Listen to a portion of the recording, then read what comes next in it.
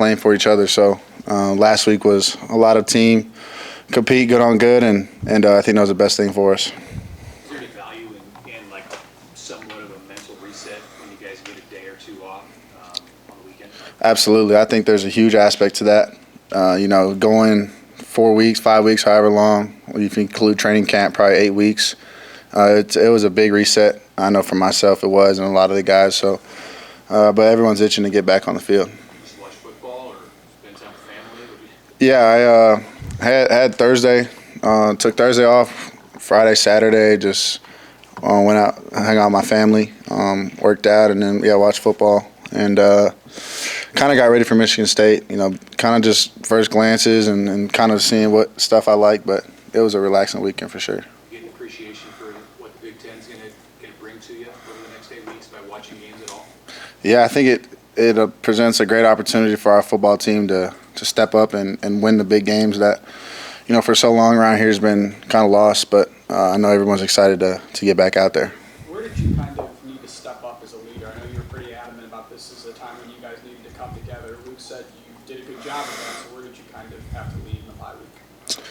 Yeah, I think, I knew we had a special team when right after the game we came back in the locker room and, normally where it's pointing fingers and he did this, you did that.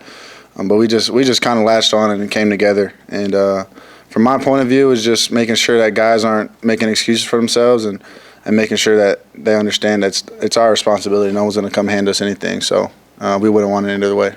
Dylan, what has been the mentality of the offensive lines of Michigan just as far as stepping it up and being challenged more here this past week? Yeah, I mean, the same thing every week.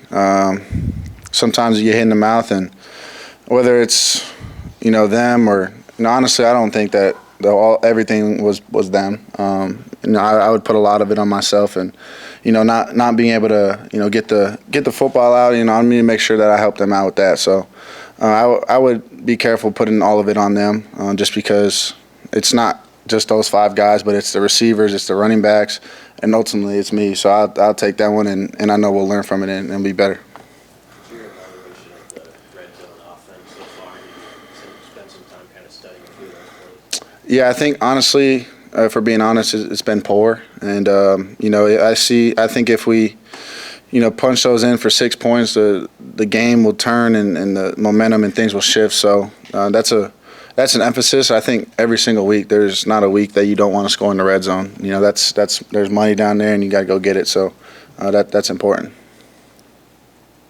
Was this announced your name in the Jason Witten Collegiate Man of the Year on the watch list? Okay, I didn't know that. Off the field and on the field.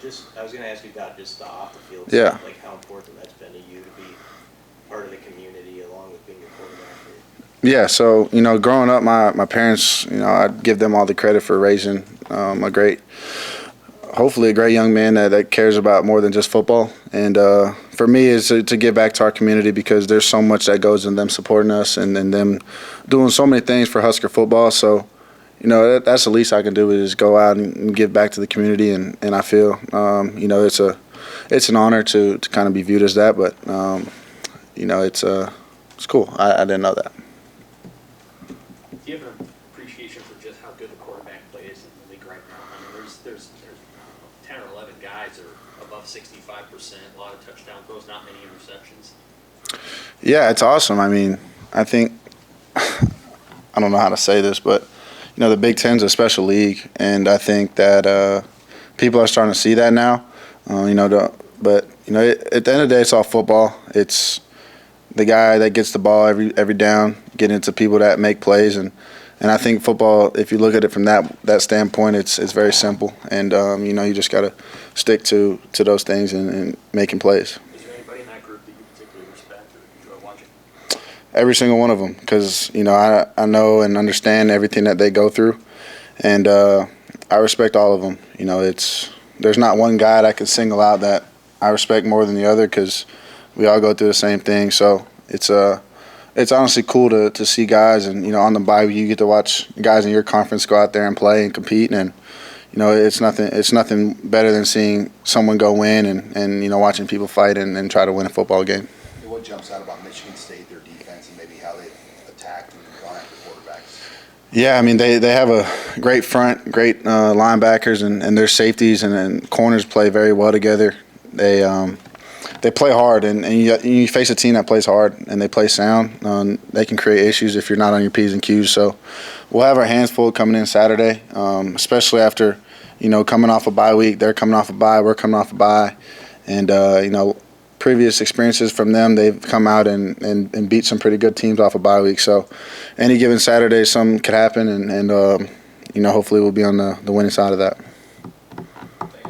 Dylan, how's your experience? Your dad played so long, and just being a high-profile recruit helped you not pay attention, whether it's praise or negative critiques or in between, just go about your business.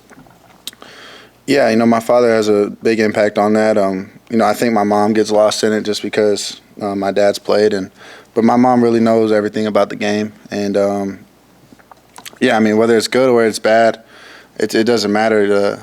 The game, the time of the game, when you got to play, how many snaps you got to play, doesn't care about the previous weeks or things that happened before. So, I have a very strict process, and I follow it to a T, and I make sure that every week that it happens. And when you get results that are somewhat good, then you lean in and you double down on that process and you just keep moving. But it hasn't been good enough. Obviously losing a football game, so self-evaluated and tighten the screws up, and we'll be ready to buckle our chin straps and go win this weekend. All right. Thank you, Dylan. Thank you.